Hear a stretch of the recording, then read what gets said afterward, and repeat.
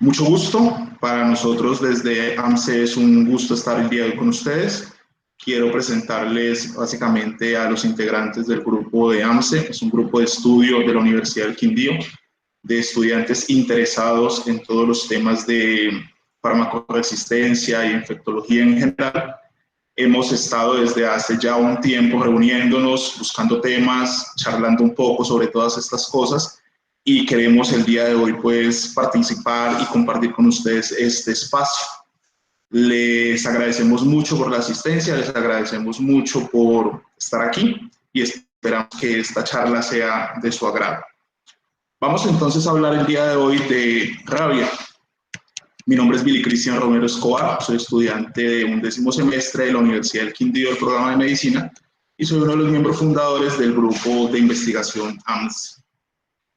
El día de hoy entonces la propuesta es tratar la rabia desde cada uno de estos puntos que están aquí expuestos y para eso entonces vamos a iniciar. La bibliografía consultada para hacer esta revisión es la que pueden observar en pantalla, una búsqueda sistemática de UpToDate, el micrositio de la Organización Mundial de la Salud para rabia y los protocolos del Instituto Nacional de Salud en Vigilancia de Salud Pública para el evento de la rabia. Vamos entonces con la definición y lo que tiene que ver con la epidemiología. ¿Qué es básicamente la enfermedad por el virus de la rabia? Básicamente una zoonosis que está asociada a animales salvajes y a algunos animales domésticos que no están vacunados. Es muy importante esto, como lo vamos a ver a lo largo del desarrollo de la charla. Entra en la saliva de estos animales, tanto de los salvajes como de los domésticos no vacunados. Y se transmite principalmente, pero no es la única vía, a través de un accidente rábico. Vamos a ver que es diferente a una mordedura común.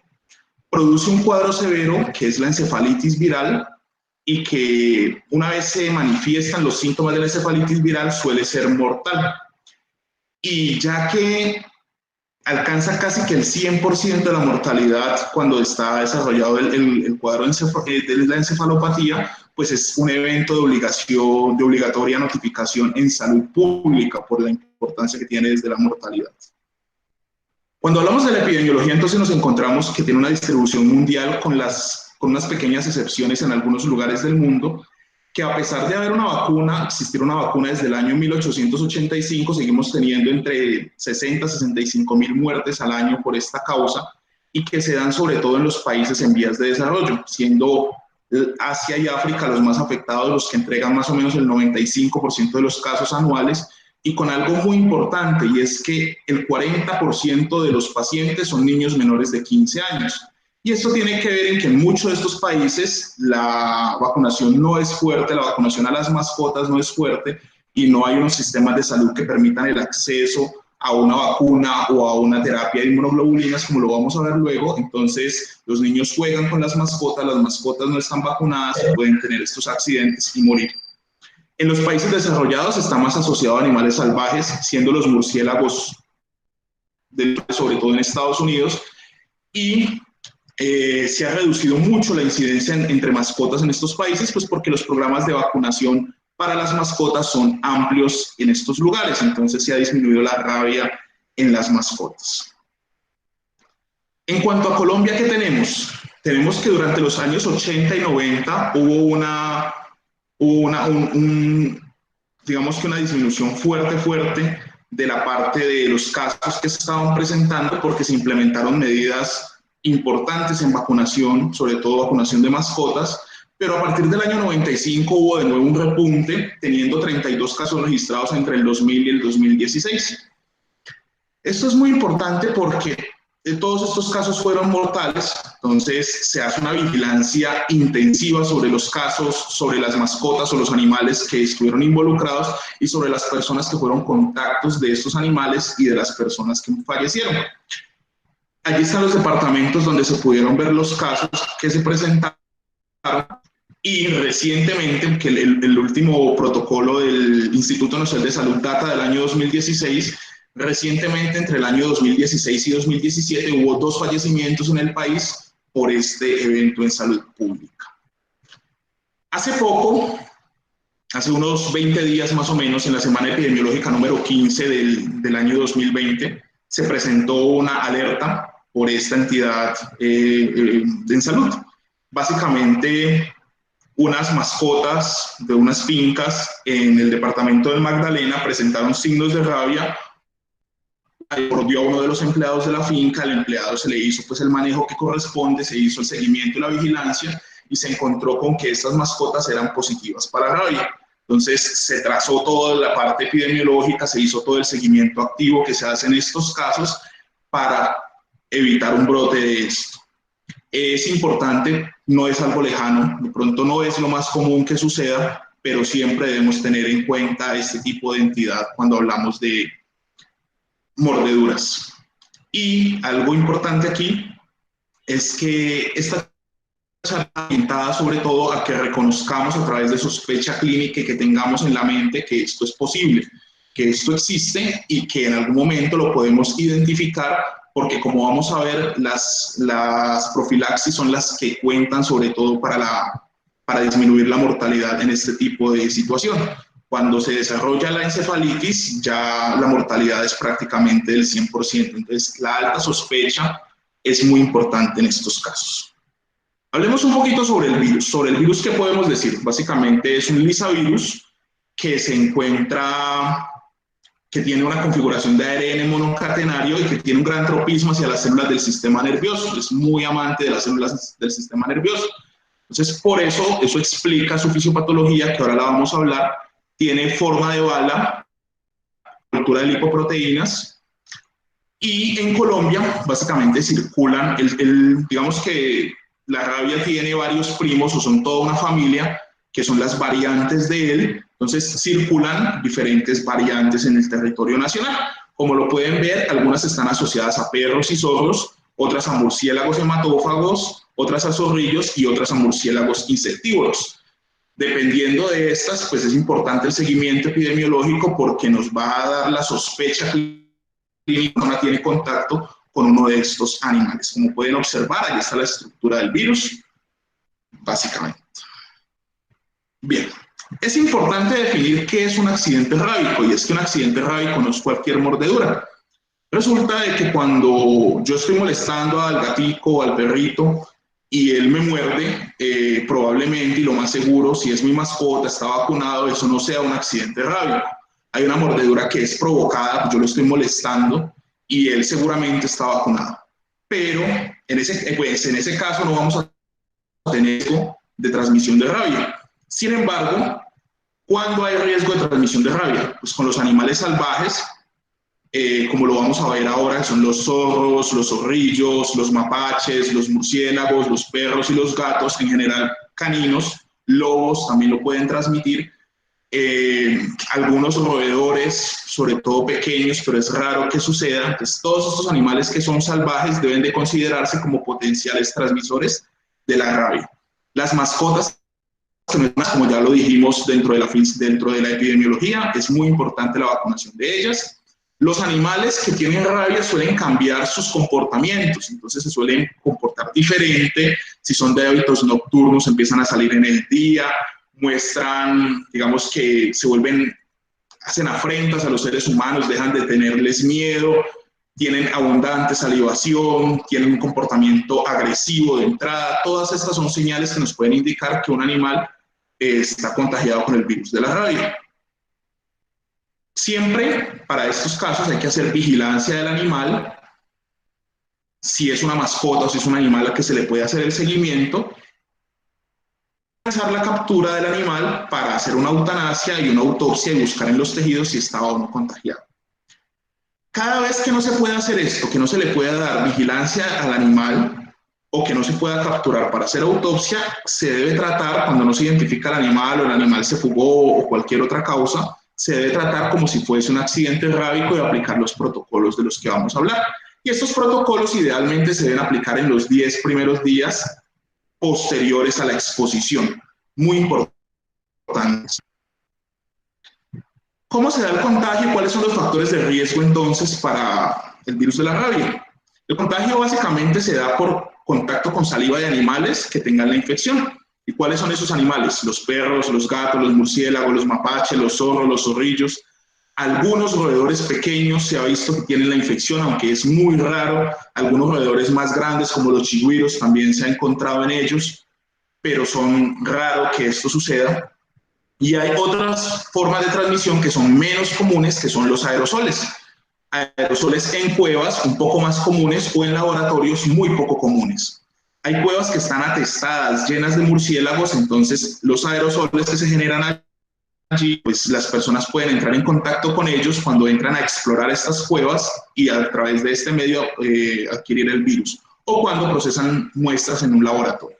Y hay una serie de casos reportados sobre trasplante de órganos sólidos, especialmente donaciones de riñón de donantes que tenían el virus pero no se sabía, y cuando el receptor toma el órgano, entonces en un periodo entre 6 meses y 18 meses desarrollan la enfermedad.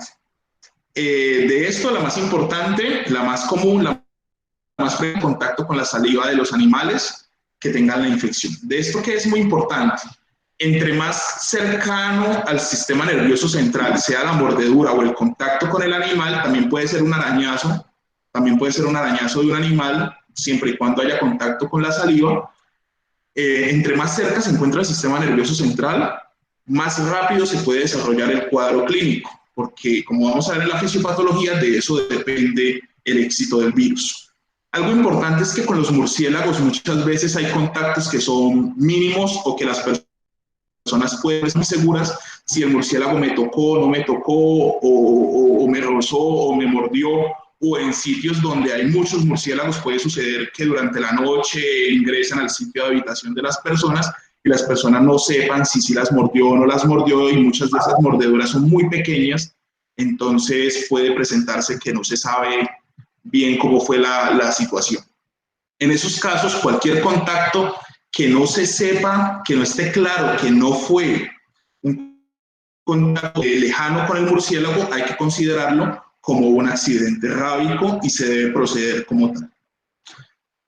Por ende, los factores de riesgo para el contagio pues van a ser las personas que están expuestas a este tipo de trabajos, los veterinarios, los biólogos, las personas que exploran cuevas, los espeleólogos, los guardas forestales y el personal de laboratorio que trabaje con este tipo de virus. Aquí hay algo importante, es que en las zonas que es endémico, países de Asia, de África sobre todo, hay zonas muy apartadas donde hay muchos murciélagos o muchos animales que transmiten la rabia, y hay niños y población muy vulnerable.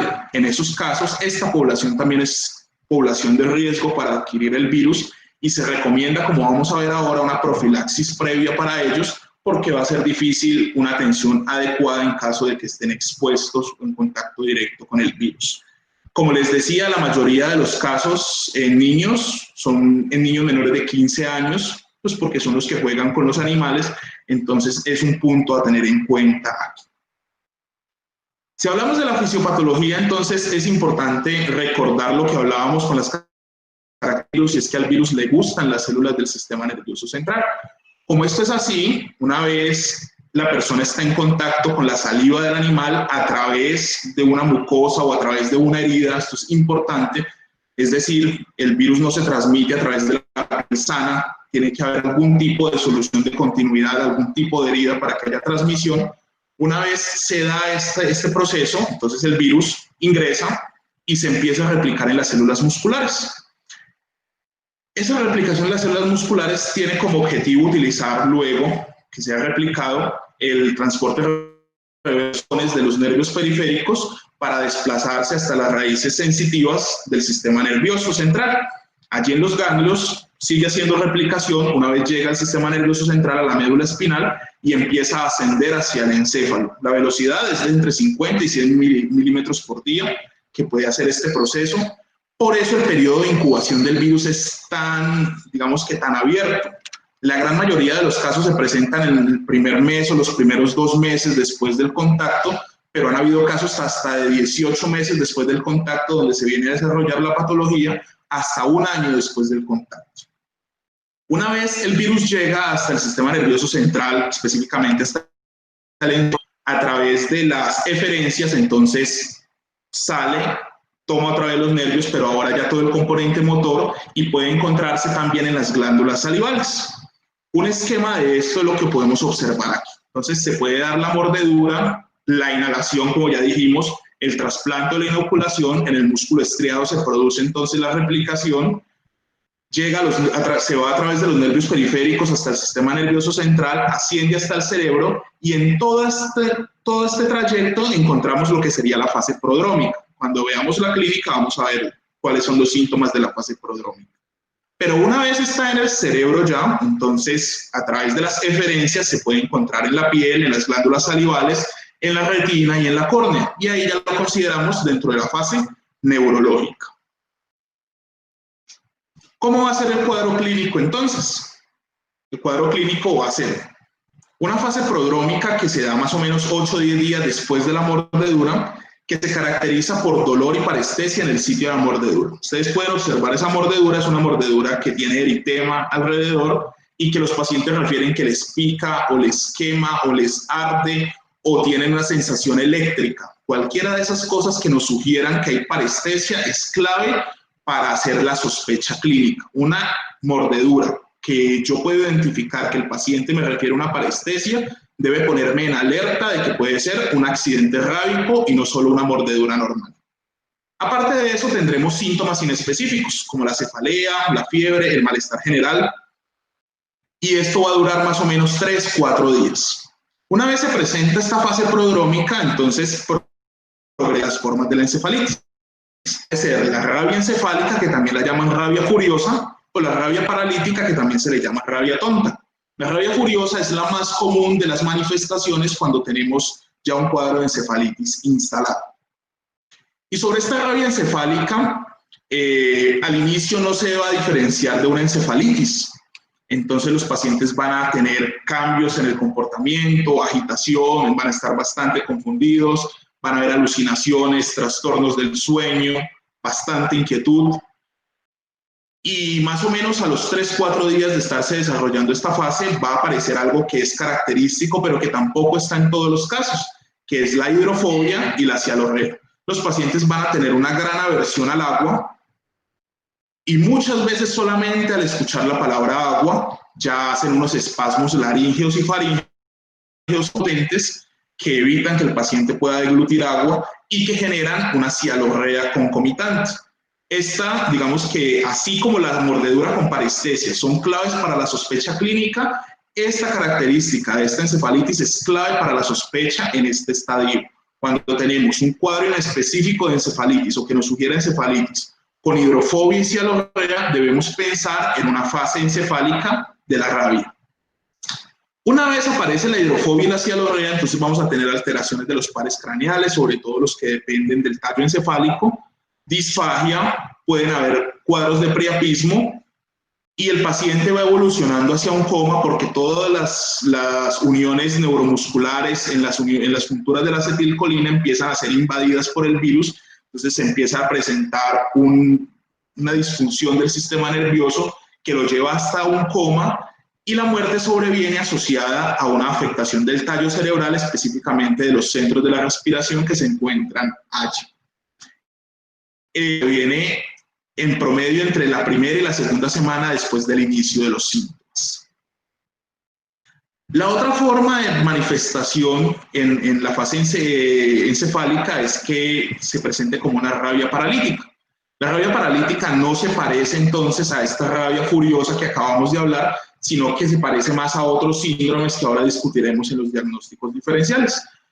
Se va a caracterizar porque hay una parálisis ascendente con un desarrollo de cuadriplegia relativamente rápido, también más o menos en el curso de 3-4 días, que asciende hasta paralizar los músculos de la respiración.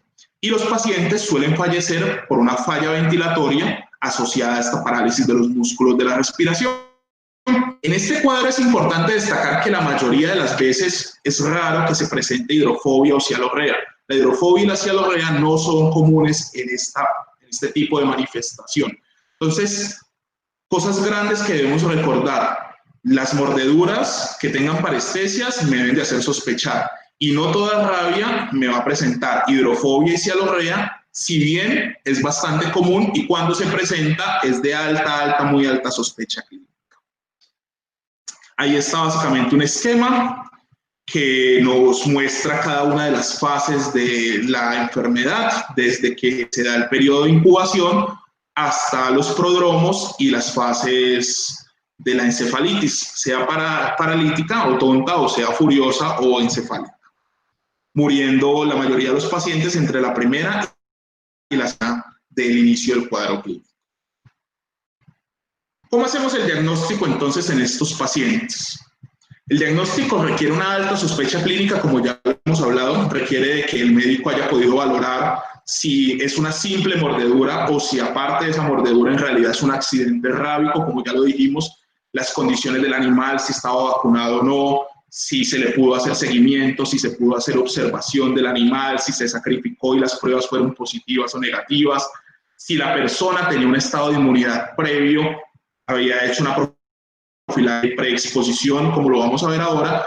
Todo esto depende y sirve para la alta sospecha clínica.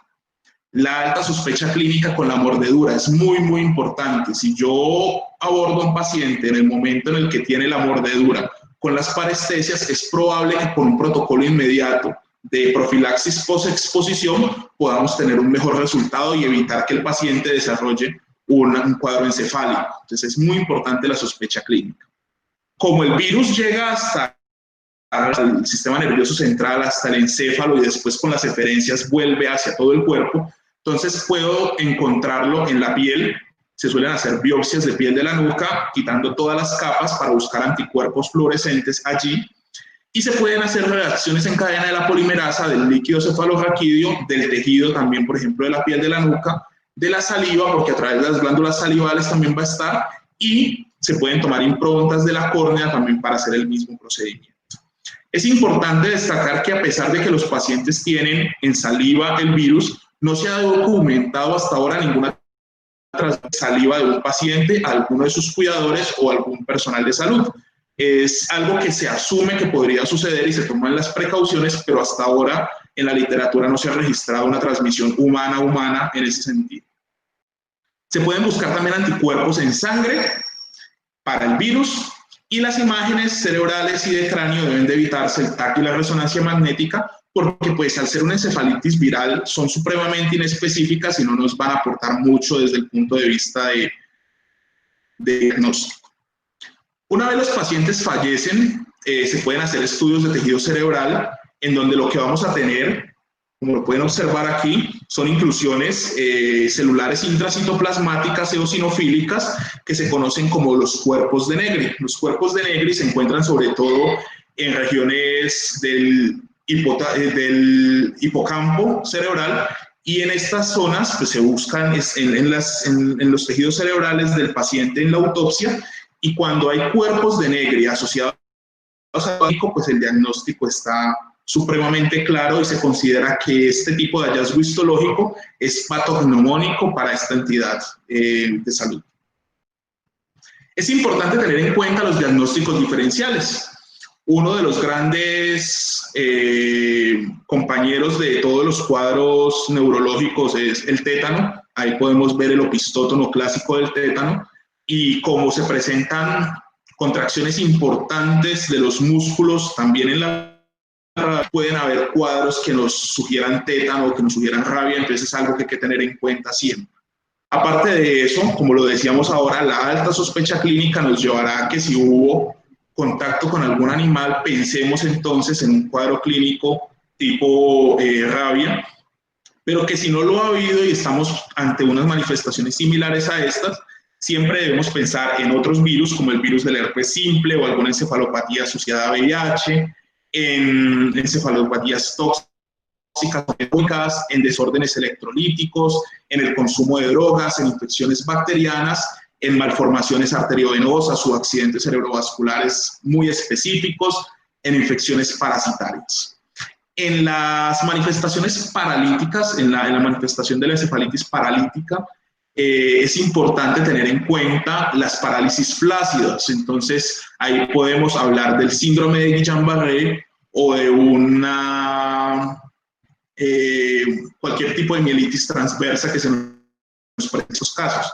La poliomielitis también es un diferencial importante a tener en cuenta cuando la evolución del cuadro clínico se da a través de de la manifestación paralítica. ¿Cómo va a ser el manejo entonces de los pacientes con esta entidad? Una vez se desarrolla la encefalitis, es muy complicado el pronóstico, es muy malo el pronóstico de los pacientes porque prácticamente el 100% de los pacientes fallecen. Ha habido un par de casos por allí de sobrevivientes que eran pacientes que tuvieron de los estudios de los tejidos, del implante de tejidos, del trasplante de tejidos, y eran pacientes que habían tenido cierta inmunidad antes de recibir el trasplante, entonces desarrollaron el cuadro encefálico, pero salieron de él. Digamos que son una gran excepción y en la literatura pues es como lo único que uno encuentra sobre esto. Pero en términos prácticos el 100% de los pacientes fallecen una vez inicia la fase encefálica, la fase ya neurológica. En esos casos el manejo pues es muy de soporte, básicamente, es un manejo de analgesia, porque son pacientes que están agitados, son pacientes que tienen mucho dolor por los espasmos musculares que se presentan, entonces se requiere darles confort para acompañarlos en este proceso. Se han intentado varios medicamentos. En algún momento, digamos que más por el desespero, se buscó la ribavirina, la amantadina, el interferón alfa como opciones terapéuticas en estos pacientes sin que hubiese un impacto sobre la mortalidad de ellos. Entonces, ninguno de estos medicamentos o esquemas de tratamiento están indicados. Por eso se hace tan importante la profilaxis pre y post-exposición. ¿Y qué es eso de la profilaxis pre y post-exposición? La profilaxis preexposición es aquella que se da antes de que haya contacto con el virus. ¿Y en quiénes se va a dar? En todas las personas que tengan alto riesgo de estar en contacto con el virus. En estos países donde la rabia es endémica, pues lo ideal es inmunizar a la mayor cantidad de población posible, primero porque tienen un alto contacto con animales que lo pueden tener, porque los sistemas de salud no son fuertes como para soportar los tratamientos ya posexposición. Entonces hay indicación de profilaxis preexposición para los niños y los adultos que viven en áreas endémicas donde la rabia está presente. Y los otros son todos los trabajadores que hablamos ahora que tenían altos factores de riesgo para adquirir la infección. Entonces los biólogos, los veterinarios, zootecnistas, espeleólogos, los técnicos de laboratorio, todas estas personas que puedan tener contacto con el virus deben de recibir un esquema de profilaxis preexposición. Básicamente, la vacuna se va a administrar en 3 dosis, que va a ser hoy, dentro de 7 días y dentro de 21 o 28 días. Esas 3 dosis se les va a hacer seguimiento con anticuerpos cada 6 meses o cada 2 años, dependiendo del grado de exposición de la persona. Si tiene una exposición continua, entonces es un zootecnista que todos los días trabaja con murciélagos, todos los días, debe tomarse anticuerpos cada 6 meses y dependiendo de los valores de los anticuerpos,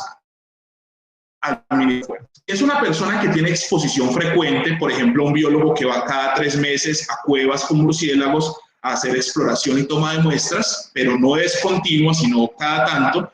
Se debe medir anticuerpos cada 2 años y de la misma manera, una vez estén por debajo de los niveles de referencia, hacer una administración del refuerzo.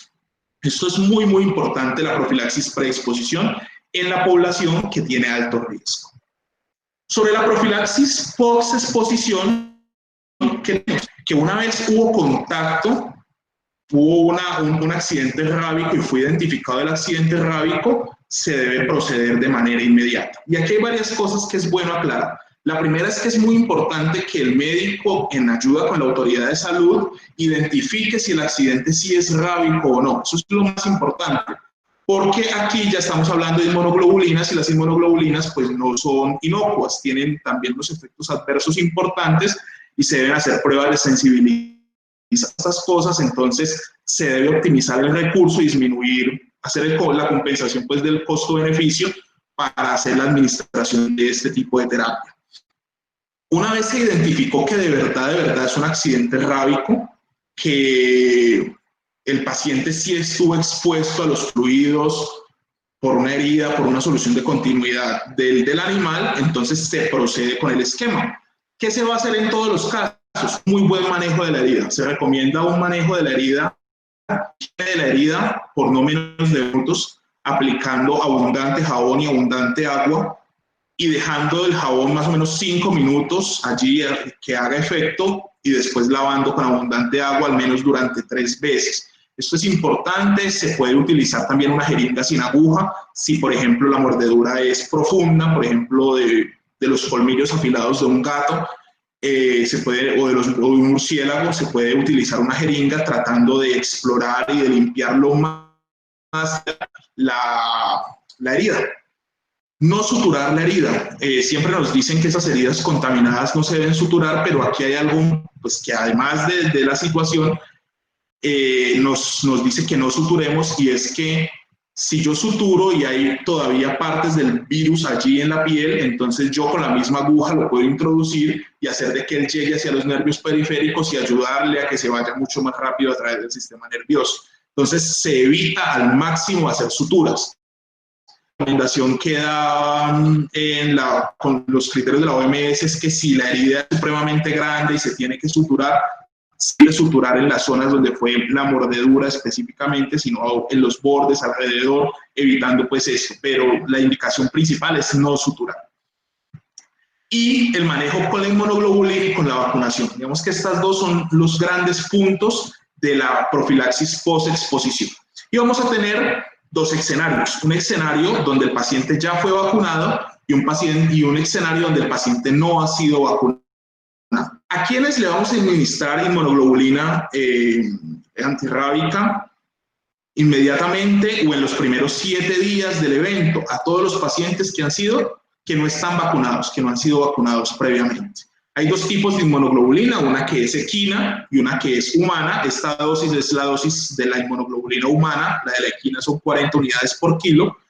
¿Y cómo se debe aplicar? Pues en la periferia de la herida o intramuscular. Entonces hay zonas en donde la periferia de la herida me da para aplicarla toda la dosis. Lo que puedo hacer es que aplico una parte de la inmunoglobulina allí en la periferia de la herida y el sobrante lo aplico intramuscular, sobre todo en la zona glútea.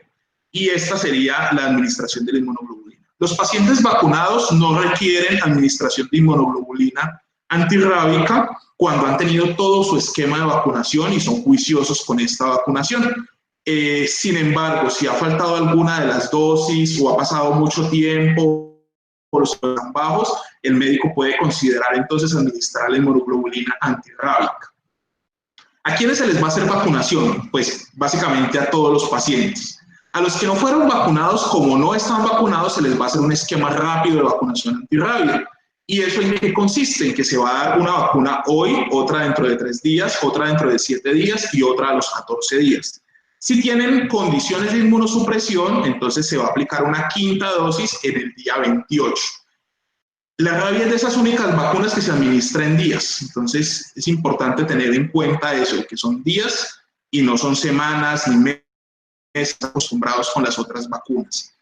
¿Qué también es importante? El tema de la inmunoglobulina los 7 primeros días. Miren que la 3ª dosis de la vacunación sería el día 7. Es decir, no debo nunca administrar la inmunoglobulina después de la 3ª dosis de la vacunación. Siempre la inmunización pasiva con inmunoglobulina se debe dar antes de las 3 primeras dosis de la vacunación. A los pacientes que ya estaban vacunados, pues no tenemos que aplicarles inmunoglobulina, pero les vamos a hacer un refuerzo de nuevo la vacuna. Y ese refuerzo no va a variar entre el común de la población y los pacientes con algún tipo de inmunosupresión, y van a ser 2 dosis, una hoy y una dentro de 3 días. El seguimiento siempre se debe hacerse un seguimiento activo tanto a la persona como a los contactos, como a los animales, la búsqueda de los animales que estén en la región, en la zona. Se debe hacer refuerzo de vacunación para la población si están en pie, o para los animales de la zona, porque pues entre los animales se puede transmitir también la rabia. Estas son medidas colectivas que recomienda el Instituto Nacional de Salud en sus apartes. ¿Qué podemos concluir entonces sobre lo que hemos charlado durante este tiempo? Que es muy importante diferenciar cuáles son las mordeduras de los accidentes rábicos. Un accidente rábico, ya lo vimos, un animal salvaje, un animal no vacunado, un animal que tiene comportamientos extraños, que mordió sin que hubiese un motivo claro. Es algo de medida en un accidente rabia. Estos animales deben ser llevados a observación si se pueden capturar y son mascotas, por ejemplo el perrito está sano, no tiene síntomas, se debe dejar en observación durante 10 días y si en esos 10 días no manifiesta los síntomas, pues consideramos que no tenía rabia en el momento de la mordedura en su saliva. Los animales salvajes suelen ser sacrificados y son capturados e inmediatamente se hacen pruebas de tejido para mirar si hay o no está presente el virus. Importantísimo, morder y anestesia me deben de hacer pensar en un accidente rabia y es una de esas cosas que me debe prender las alarmas inmediatamente. Inmediatamente debo de estar pensando que en este caso tengo que actuar inmediatamente, no puedo dejar avanzar esto a una fase encefálica. La hidrofobia y la cialorrea son grandes indicadores clínicos en la fase, sobre todo de los pacientes que ya tienen todo el cuadro de la encefalitis, pero recordemos que la hidrofobia y la cialorrea se pueden no presentar, sobre todo en las manifestaciones del cuadro paralítico. Es muy importante el protocolo post-exposición, es el único que me va a ayudar a que si fue un accidente rábico, el paciente no me desarrolle una encefalitis. Y si no tengo la sospecha clínica, no voy a poder aplicarlo y en virtud de eso vamos a tener una muerte casi que segura. Y como es un evento con una mortalidad tan alta y con tanta importancia para la salud pública, pues es de obligatoria notificación. Y aquí podemos ver las dos formas que nos muestra el Instituto Nacional de Salud, tanto para hacer vigilancia para animales, para rabia en animales, como la rabia humana. Se deben hacer notificaciones inmediatas, las responsabilidades del médico, comunidad generadora primaria de datos, la institución de salud donde labora el médico y ya los entes territoriales y el Instituto Nacional de Salud deben de hacer la correspondiente vigilancia activa para detectar posibles casos de rabia en animales y en personas en la misma región y tomar las medidas que ya hablamos en este caso. Quisiera saber si hay comentarios o preguntas acerca de lo que hemos charlado. Listo, Billy. Yo voy a pasar a leerte las preguntas en el orden en que las han hecho.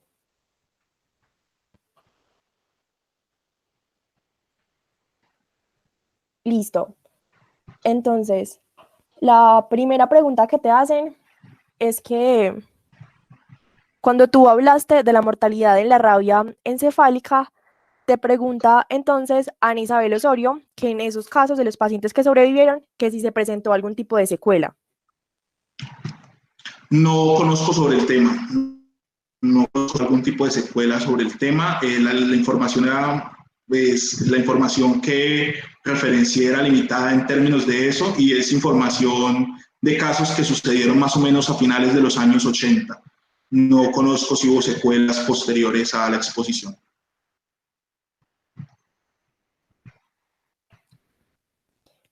Bueno, las siguientes preguntas son la mayoría acerca de la profilaxis posexposición. Entonces, la primera pregunta acerca de ese tema la hace Sara Ruano. Ella te pregunta que después de cuánto tiempo se hace el refuerzo. ¿El refuerzo de la profilaxis posexposición? No me es Sí, señor. Entonces, el paciente, pues lo que veíamos, ¿no? Si quieres, devuélvete la diapositiva. Dale. Tenemos las dos opciones, los pacientes que fueron previamente inmunizados, vacunados, y los pacientes que no. Entonces, en estos casos, a los que ya fueron vacunados previamente, si tienen de nuevo algún factor de riesgo o tienen alguna situación que haga que después tengan que volverse a inmunizar, pues se aplicará de acuerdo a lo que hablamos ahora, si tenían una exposición continua o una exposición recurrente. Digamos que eso aplica para ambos casos. O sea, una vez se hace la profilaxis posexposición, lo que sí no se debe hacer y con lo que hay que ser muy insistente con los pacientes es que no se debe aplicar de nuevo inmunoglobulina antirrábica o evento. Entonces, hay que escribir muy bien en la historia estoy aquí con los pacientes que ya ellos fueron, se les aplicó ya inmunoglobulina antirrábica en el caso de que no estuviesen vacunados, se hace el protocolo de vacunación como está indicado, se ponen los refuerzos si ya habían sido vacunados y si tienen exposición continua, se tomarán anticuerpos cada 6 meses para ver si hay que hacer o no de nuevo refuerzo, y si tienen exposición frecuente, se hacen toma de anticuerpos cada 2 años para ver si hay que aplicar los refuerzos. Vemos que se vuelve al esquema que habíamos hablado de la profilaxis preexposición. No sé si sea claro y si esté la pregunta.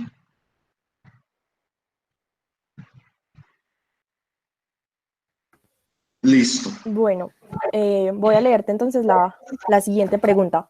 Esta pregunta también la hace Sara Ruano. Ella te pregunta, ¿qué tan efectiva es la profilaxis post-exposición? Es bastante efectiva. Una vez no se han desarrollado los síntomas encefálicos y si se da entre los primeros 7 días posteriores al evento, los pacientes prácticamente en un 100% no desarrollan los cuadros de encefalitis. Si la desarrollan, las probabilidades de vida, como ya lo vimos, pues son mejores en estos casos.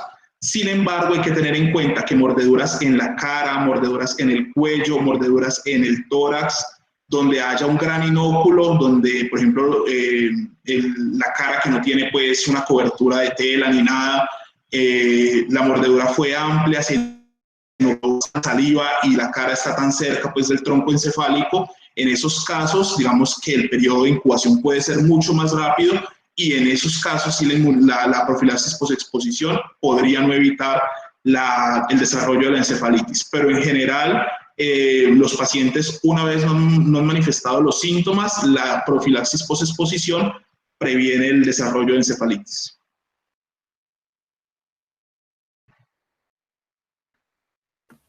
Listo. Te leo entonces la siguiente pregunta. Esta la hace José David Lenis Bueno. Él te pregunta cómo actuar en caso de que una persona del campo que llega luego de varios meses afirmando haber sido mordido por un animal que para él tenía rabia. ¿Cómo actuar después de que han pasado varios meses? En estos casos, lo que es básicamente se debe hacer un contacto con la Secretaría de Salud departamental o municipal y estos pacientes deben de ser manejados por un grupo especial. Los médicos en este caso lo que pueden hacer es iniciar un esquema de vacunación, como ya lo vimos aquí, pero solicitar el apoyo de las secretarías o de las autoridades correspondientes para que en este caso un experto en el tema, un virólogo o un infectólogo pueda hacer recomendaciones más precisas. Iniciar el esquema estaría indicado y las medidas que haya que tomar luego, pues habría que mirar lo costo-beneficioso y la inmunoglobulina antirrábica en ese caso cuando ha pasado tanto tiempo y pues indicar o indagar ya con los grupos de salud pública qué tan viable o qué tan probable es que ese accidente rábico sí sea un accidente rábico. Pero la primera medida del médico, digamos que en el primer nivel o en el nivel que esté allí, es iniciar el esquema de vacunación para este caso y hacer la consulta a quien corresponda.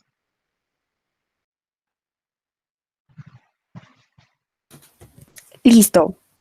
La siguiente pregunta también te la hace la misma persona, José David Lenis Bueno, y él te pregunta nuevamente acerca del refuerzo. Te dice que sí, ¿cuánto tiempo sería el ideal para realizar un refuerzo de la vacunación? Eso depende, ya lo veíamos aquí en la profilaxis preexposición. Y depende, como lo pueden observar ahí en pantalla, depende de si la exposición del paciente o de la persona es continua o es frecuente. Y no va a depender solamente de eso, sino de los niveles de anticuerpos que se midan allí. Esto es importante porque las características de la vacuna no permiten una inmunidad a largo plazo y habría que observar en cada uno de los casos cómo se están comportando los anticuerpos. Por eso en las exposiciones continuo frecuentes se toman anticuerpos cada 6 meses o 2 años y basados en los niveles de anticuerpos se administran los refuerzos. Si hablamos de la población en general, pues la población en general, digamos que en nuestro país no está expuesta constantemente a accidentes rábicos. Los que más riesgo tendrían son los que hablamos ya de las diferentes profesiones y los que están, digamos que se pueden tomar más tiempo para las vacunas, la exposición frecuente. En ellos, cada 2 años toman los anticuerpos y basados en eso se toman decisiones sobre los refuerzos.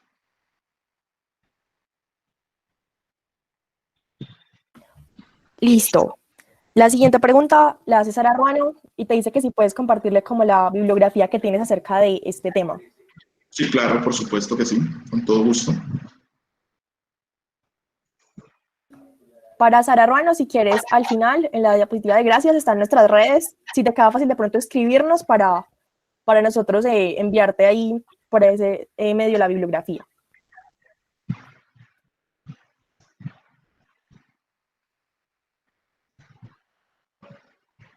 Listo. La siguiente pregunta la hace Gustavo Andrés Díaz Cruz. Son 2 preguntas. La primera es que cuando se considera un caso con exposición grave y uno leve, ¿cómo varía el tratamiento respecto al suero y las vacunas? Perdón, es que me perdí un poquito el audio ahí en un momento. Dale, ya te repito. Sí, Esta gracias. pregunta, sí señor, la hace Gustavo Andrés Díaz Cruz. Él te dice que cuando se considera un caso con exposición grave y uno leve, ¿cómo varía el tratamiento respecto al suero y a las vacunas? Bueno, la verdad revisé mucha bibliografía sobre esto. The Up to Date prácticamente definen hay o no hay. En las revisiones de los protocolos del Instituto Nacional de Salud definen si hay una exposición leve o una exposición grave o solamente hay un contacto. Entonces los categorizan como accidentes tipo 1, tipo 2 o tipo 3. Los tipo 1, por ejemplo, me lamió solamente el animalito en la mano, pero yo no tengo ninguna cortada. Los tipo 2, hubo un inóculo pequeño o una mordedura pequeña, y los tipo 3 son grandes inóculos con exposición de grandes zonas. El consenso del material que he revisado para esta charla dice de que cuando tenemos una exposición grave se debe administrar inmediatamente la inmunoglobulina y las vacunas en el esquema que ya hemos hablado. En las exposiciones leves, cuando los pacientes no están vacunados, deben tener también, de todas maneras, una administración de inmunoglobulina. Y algo que comentaba una de las revisiones de Up to Date era que cuando había una exposición y el paciente no estaba vacunado a pesar de tener su esquema completo, podía considerarse la opción de administrar una inmunoglobulina antirrábica en esos casos, pese a que el paciente ya estuviera vacunado. Eso tenía mucha discusión por cuestiones inmunológicas, pero era una de las consideraciones que tomaban en esos casos. No sé si sea claro allí.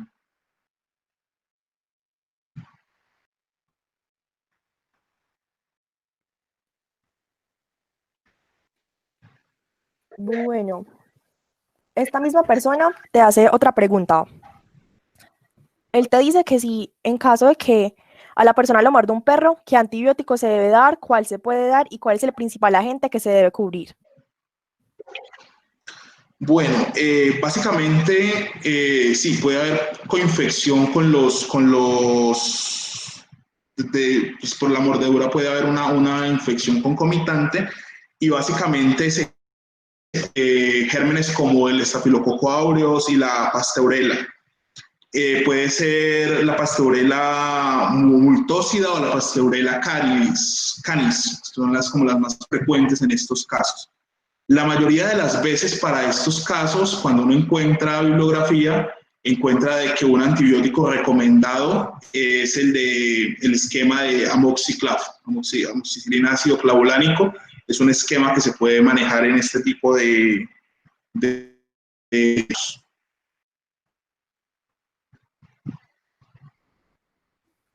Listo, perfecto. Siguiente pregunta. Esta te la hace Daniela Cardoso.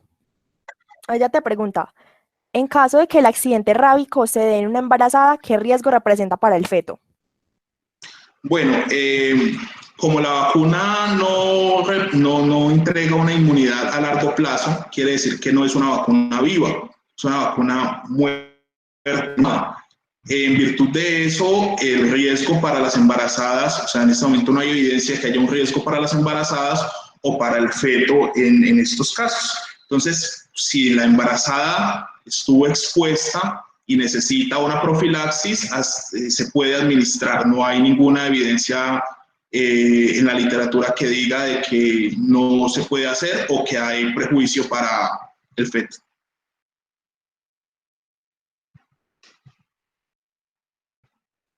Muy bien, pasamos a la siguiente pregunta. Esta te la hace Ángel Gabriel Caviedes. Él pregunta que si existen biomarcadores séricos que se puedan medir poco tiempo después del accidente rábico. Lo que se miden son anticuerpos. Cuando uno revisa, solamente hay medición de anticuerpos en sangre. Es todo lo que se mide en sangre, los anticuerpos, y previamente se puede hacer, pues más tempranamente se podrían hacer mediciones de PCR en los líquidos que ya hablamos, pero en sangre los anticuerpos. Listo, ya estamos, creo que en las últimas preguntas. Ana Isabel Osorio te pregunta que si el paciente ya tiene síntomas neurológicos, ¿nunca se le aplica profilaxis? No, hay series de casos que mostraron que pacientes ya en la UCI con todos los síntomas neurológicos les aplicaron profilaxis y los síntomas fueron peores. Entonces, una vez estamos en esa fase, ya no se aplica profilaxis posexposición.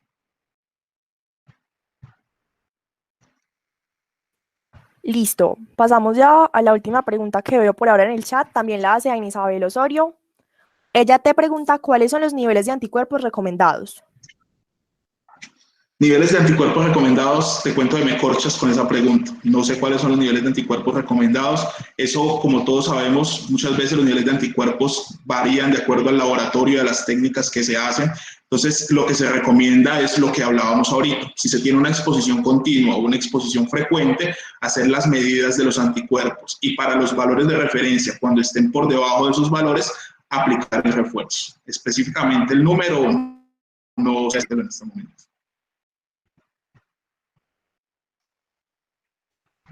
Listo, Billy. Yo creo que esa ya era nuestra última pregunta. Yo creo que con esto ya podríamos dar por finalizada la charla. Por ahí dicen 0.1, 0.5 unidades internacionales por mililitro de sangre. John Echeverry nos dice, me imagino que se refiere a los niveles de anticuerpos, ¿verdad? Muchas gracias, John, muy amable. Gracias.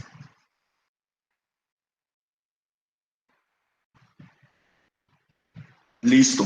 Les agradecemos mucho a todos el haber estado hoy con nosotros. Esperamos que al menos con estas conclusiones nos vayamos, que sospechemos cuando haya un accidente rábico, que sospechemos esas mordeduras con parestesias, que sospechemos este tipo de situaciones, porque con una profilaxis posexposición podemos salvarle la vida a una persona. Les agradecemos mucho haber estado con nosotros, los invitamos a que nos sigan en la y que nos acompañen en las charlas que próximamente vamos a tener con varios de los compañeros. Muchas gracias a todos por la atención y por la gran participación.